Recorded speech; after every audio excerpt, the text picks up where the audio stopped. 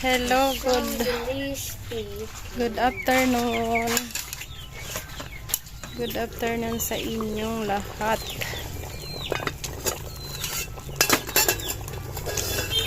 Araw po ng linggo ngayon. Araw ng linggo. Magti 3 PM na. At nagluluto na po ako ng ulam namin mamayang gabi. Maaga ako nagluto ngayon kasi nandito yung nanay ko. Gusto ko makapagdala na siya ng pang ulam niya mamayang gabi kasi uuwi siya sa kabilang barangay. Mag-isa lang siya doon kaya pag pumupunta siya rito, pag may pagkain na, pinapadalhan ko na para hindi na siya magluto. Ayan si Ate Din. Hi Ate Din. Siya ang aking labandera for today's video.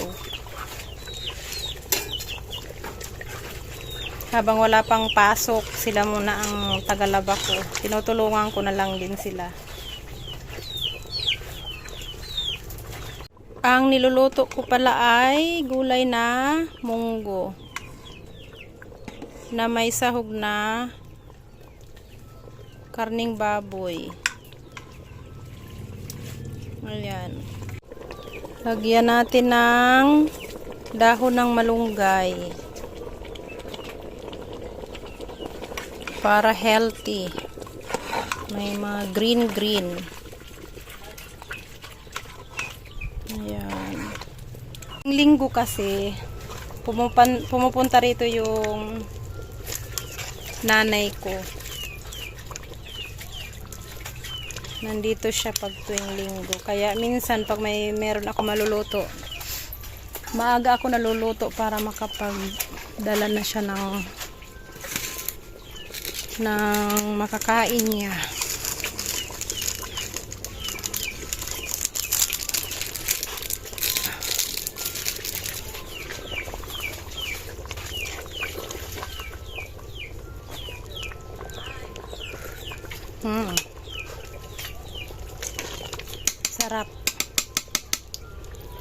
Sarap ng gulay na munggo.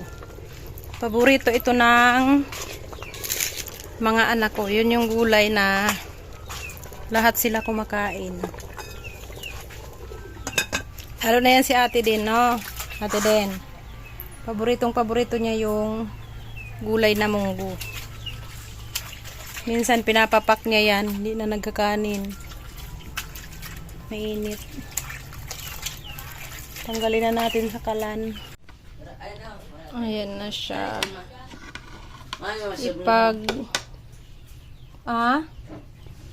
Yung alin ko, yung cellphone ang ginagamit ko.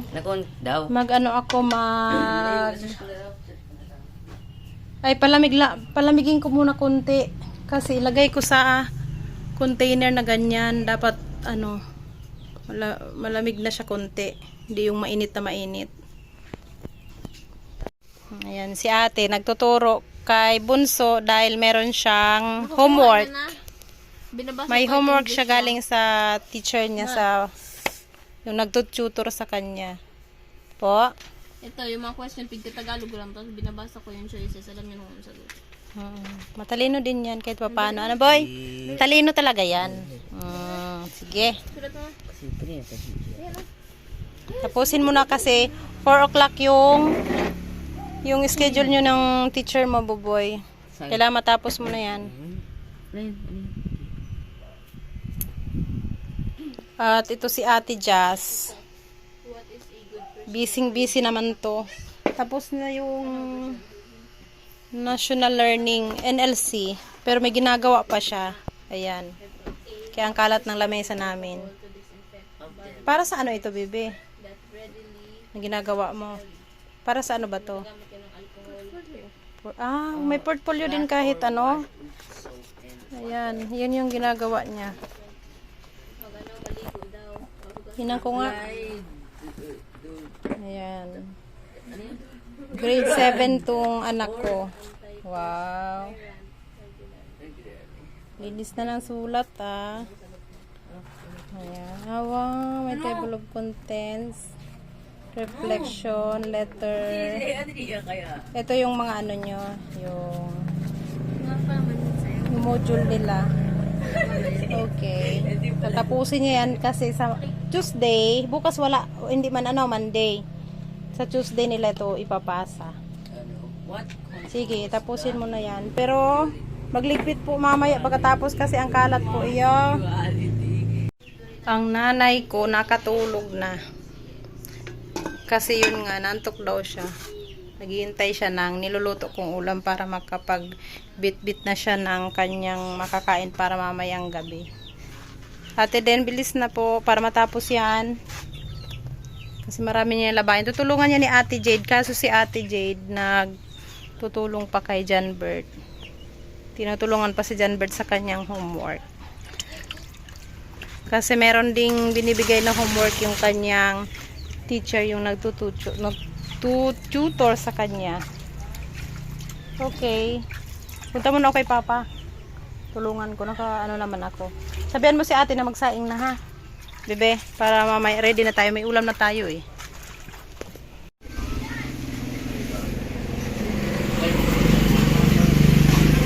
Di pa kayo tapos? Di pa kayo tapos? Bilis na anak kasi malapit na mag-4. Malapit na mag-4. Dapat matapos na yan. Ada to, tagal to.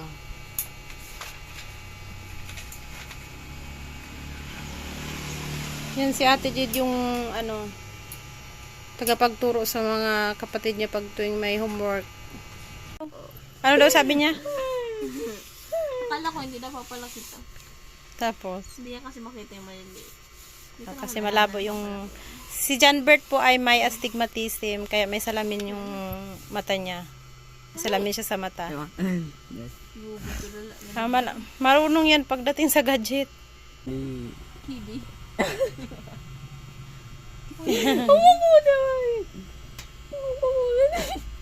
Kibi. Maka kibi. Kuwit. Kidney. Kasi yung yung topic nila ng kanyang teacher ay tungkol sa kidney. Kung ano yung gamit o ano yung anong tawag ba? Anong tamang term? Ano yung function ng kidney sa atin at paano siya mapangalagaan? Kasi yun yung mga topic na gusto niya, yung tungkol sa science, sa ano pa yung mga gusto niya. All about science. Yun ang gusto niyang topic. Kaya hindi po siya pwede sa regular class kasi may gusto lang siyang topic. Nag-dinner ka na? Merindal ka na eh. Oh, merindal. Okay. Uli ako tanya ko. Ipatos ka laki. Yan ang ulam. So, una ko turog ka pa. Sabi pa pumusok na ako. Bang, nagparpantok ako doon sa bakdan ka. Ano ko to? Para magkasurulat sa urok talaga. Sagom sa irarong. Hoy. Pabrasyan naman sila. Wala namang mababras. Tulog si Gia. Si Jasil na lang. Jas!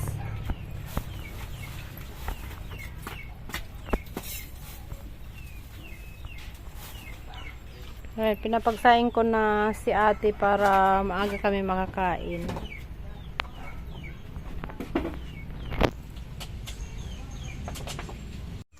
Pangit. No. Yan, nagbabanlaw na si ate din. Tapos niya na makusot.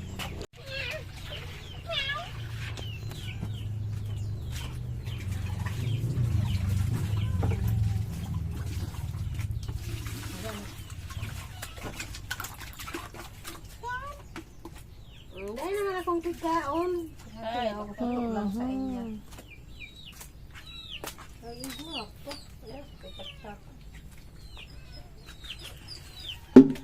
Ang baby namin. Ang baby namin. Galit ka na naman sa akin, ha? Galit ka na naman sa nanay mo?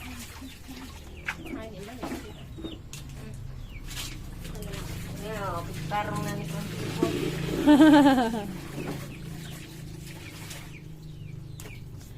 Ayan, uwi na ang nanay namin. Ang lola namin. Feeling ko naman sa kuyan, may kisses, may ano to. Ha? Maraninda pag inapamaran. Alin? O, ilipat mo na sa... Bebe, ilipat mo dun sa ano? Ilipat mo dun sa isang container doon na ano. Ayan. Buko, Kasi malinis pa naman yan. Diyan ka na lang magsaing. kisses. Hello! Mingming! Mingming! Bebe, may tupiin doon. Ay, patupiin mo na kay Dat. Sa may upuan. Jazz! Tupiin mo na yung tupion dyan sa upuan.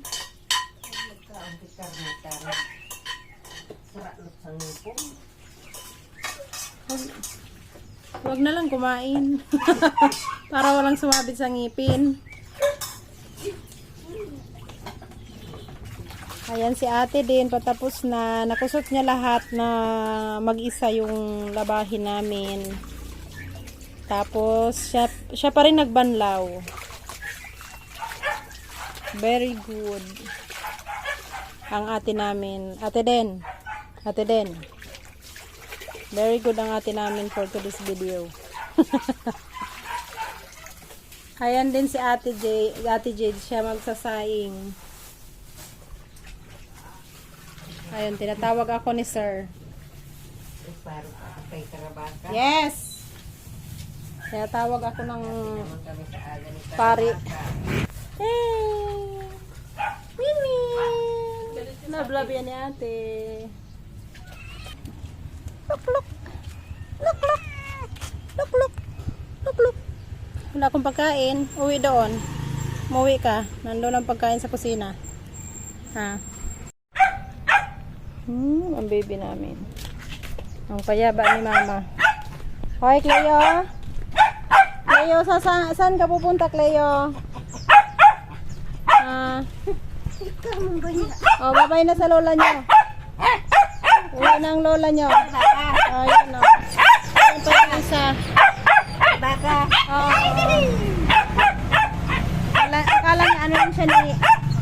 Akala niya awayin siya ng aso. Up, up, oh. Ano? Sama ka? Sasama ka sa lola mo? Kinukuto ka na naman. O, umihi ka pa doon, o. Umihi ka pa. Umihi pa si Coco. Ha, aray ko. Aray ko. Aray ko. Kailangan ka naman paliguan. Ay! Kinisa ka.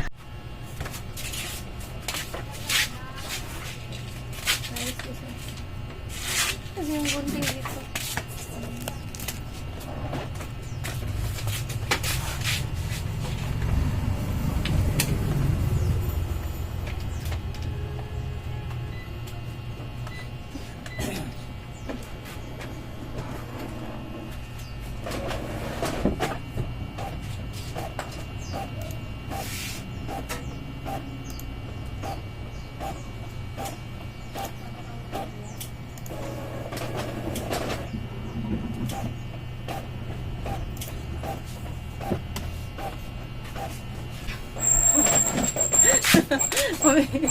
Umiiwas na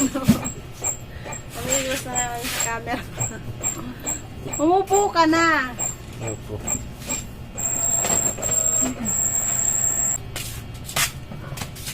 So, ito po ang aming office.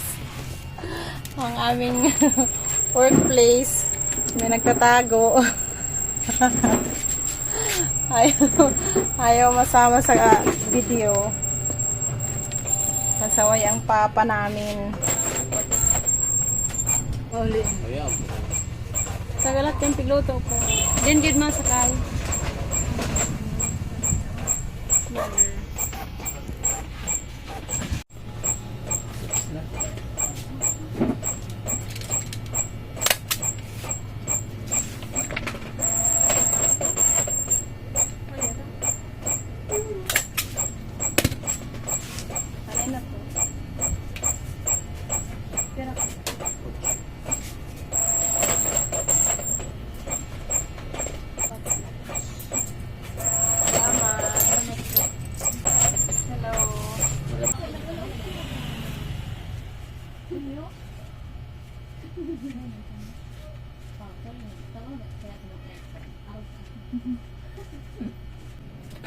Ano po mga kaipuan na size?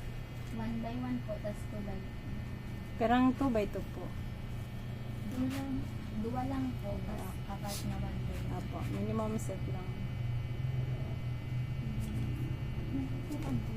Ano yung hinahanap mo po?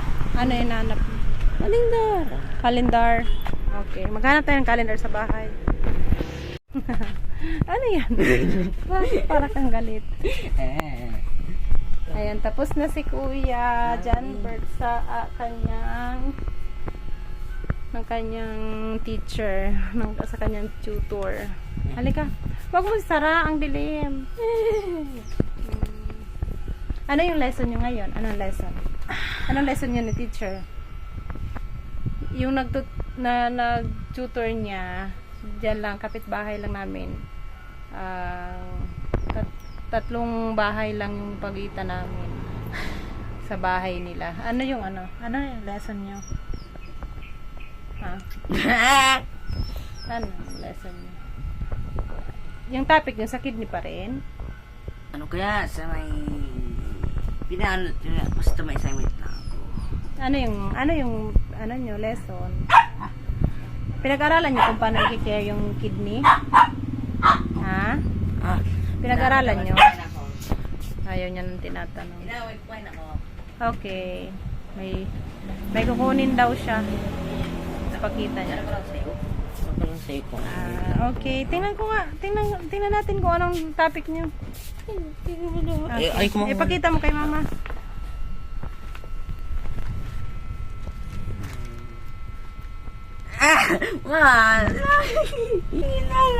Okay. Vlog na naman. Vlog It's na naman. okay. Ito. Titiglisin namin. Ay, test yourself. Ayan, Ano daw assignment yun? ko lang. Assignment ko lang. Ano daw yan? Ano yan? Ano yan? Assignment ko pala nyo. Yung sinagutan mo kanina? Ito yung Okay. tiglisin namin. Ano yan? Ano yan? Ba't hindi ko maintindihan? Hindi mo alam ang ginagawa kasi hindi mo alam. Ano yan? Tungkol sa ano? Solar, yung parang ito. Greenhouse. Ay, greenhouse effect. Gusto mo yan? Na topic na yan? Pinaano sa akin ni teacher. Okay. May assignment ka? Ah. Okay. Magmi-meet ulit sila sa Saturday. Saturday and Sunday kasi Mamaya ka may trabaho, may makalendar. work ang teacher niya. Mamaya ka Opo. Maghanap ako anak ng calendar. yung barang yung old. Yung old na calendar. Oh. Bakit? Anong gagawin mo? Check po lang. I-check mo yung alin? Check po lang. I-check mo yung? Check. Ano i-check mo sa old calendar? Ang old calendar dito sa bahay, anak. Pag kasi mga gano'n na, tinatapon ko na. Kaya marami tayong basura. Ayan o. Ang dami nating nakaano dyan. Wala dyan na old calendar. Sa ibang maghanap tayo. Calendar. Wala din tayong new calendar. Kasi tumitingin kasi ako ng anak ng... Hindi, meron yung calendar sa may nilagay sa may tindahan. Wala na nga. Tinapon ko na kasi 2022 pa yun. Ako magbablog. Ayaw niya nang binibideo siya. Huwag na natin pilitin. Magaling na siya nung isang araw. Ay, 3 araw yung kanyang lagnat. Yung pangatlong araw, medyo okay na siya. Ngayon, okay na siya. Kaya, pag ano na siya, nagpunta na siya sa sa teacher niya. 1 oras lang naman sila every Saturday and Sunday. Kasi may trabaho din yung kanyang teacher. Teacher talaga yun, kaso hindi pa siya, dati nagtuturo siya sa, nagbo-volunteer lang siya sa isang nursery. Tapos nung pag-pandemic, nag-close na yon. Private kasi yon, hindi public na school. Nag-stop sila, kaya ngayon nagtatrabaho na lang muna siya sa munisipyo po.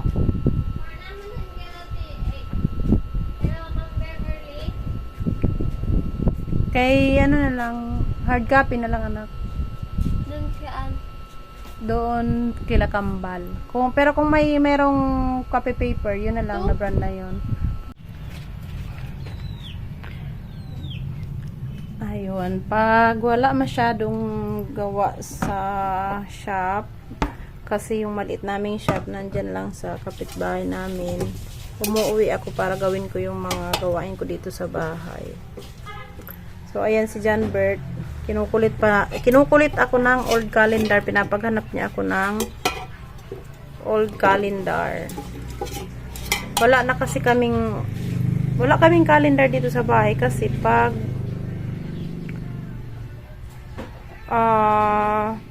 natingin naman ako sa calendar, sa cellphone na lang o kaya sa computer.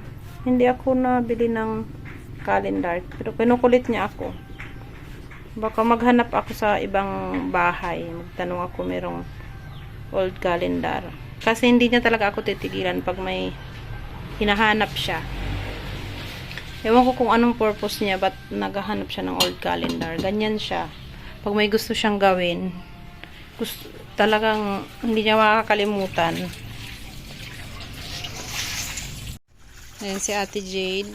Tinatapos niya yung binabanlawan ni Ate Den. Ayan, pasensya na kayo sa aming dirty kitchen na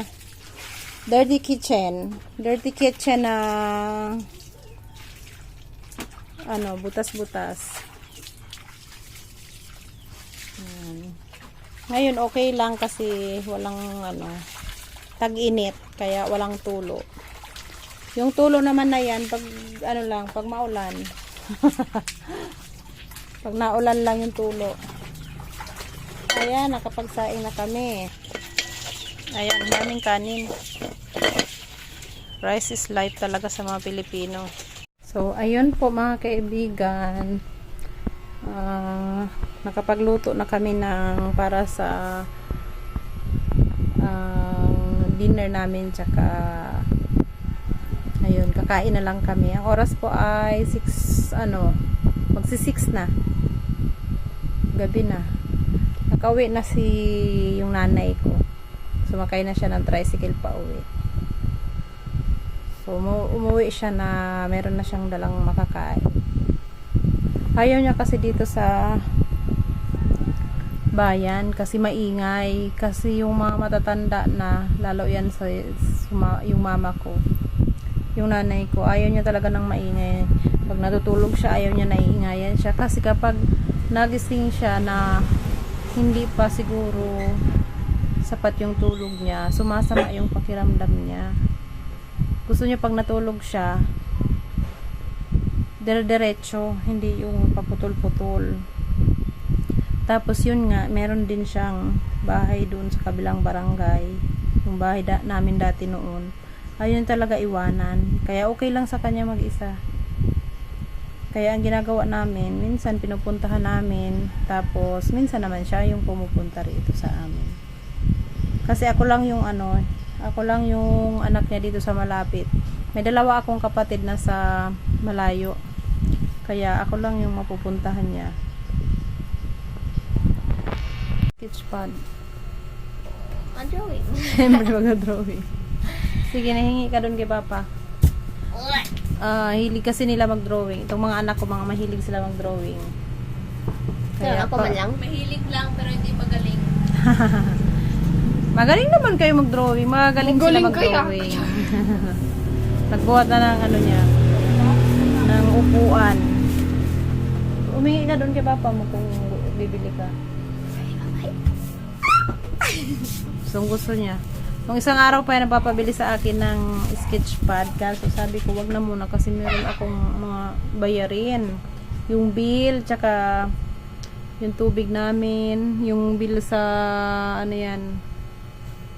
sa kuryente. Tsaka yung tubig namin kasi dito sa amin, yearly ang nagbabayad. No, last year hindi ako nagbayad, kaya kailangan ko na talaga magbayad ng yung tubig namin. Siyempre, yung kuryente, buwan-buwan. Pero yung tubig dito sa amin, okay lang na yearly ka magbayad. Okay lang din na buwan-buwan, okay lang na 6 months. Kaya yun, naipon yung bayaran ko, yung bayarin ko. Kaya nagtipid muna ako.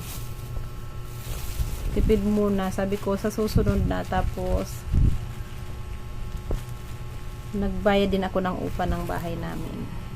Kasi umuupa lang kami dito. Wala na kaming sariling bahay. Kasi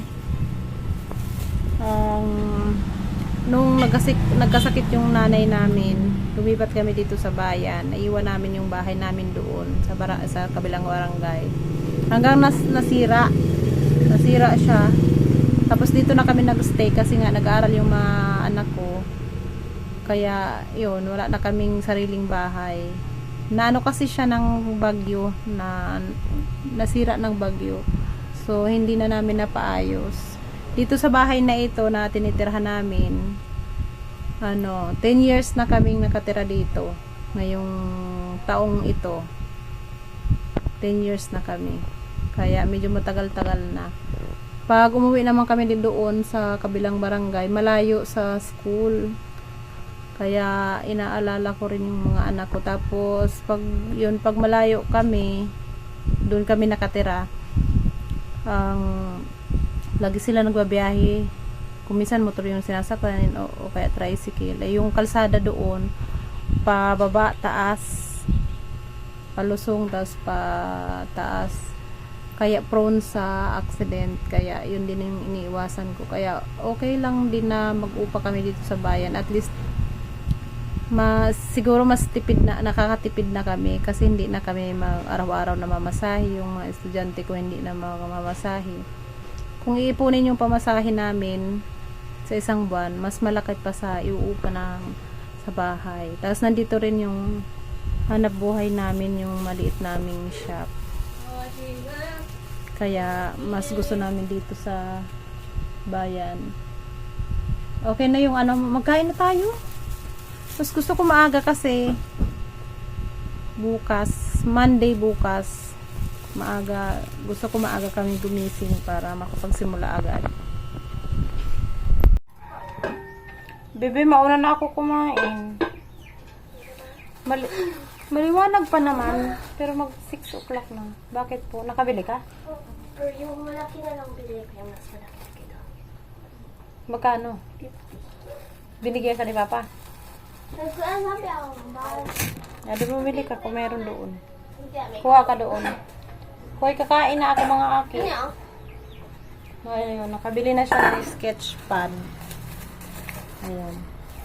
Kasi gustong gusto niya nagdo-drawing. Sabi ko, mag-drawing na lang siya doon sa mga scratch sa shop, yung mga na mamali ko sa pagpiprint or sa mga siniserox ko.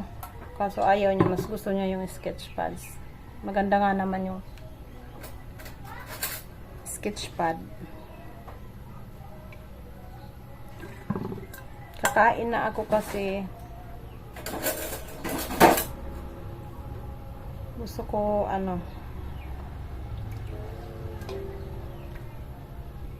magbabasa gusto ko Bible study kami mamaya. Hoy, kumain na lang kayo mga anak. O nagugutom na kasi ako. Gusto ko na kumain. Ito kasi bampo. Sige, mag-drawing ko. Nasa movie. Si Papa nasaan? Ay, nandun pa. May customer pa rin. Oo, kailangan natin yon kasi mandami ko pang bibilhin para sa gamit ko ngayong pasukan. Si ate magpapatay ng bagong uniform kasi iba na yung uniform para sa senior high. Senior high school na kasi si ate sa ngayong pasukan.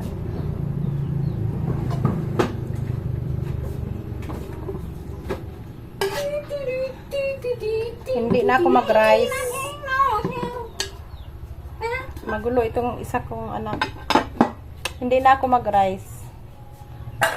Kasi nagbabawas din ako ng timbang dahil nasa lahi namin yung high blood kaya nagbabawas ako ng rice.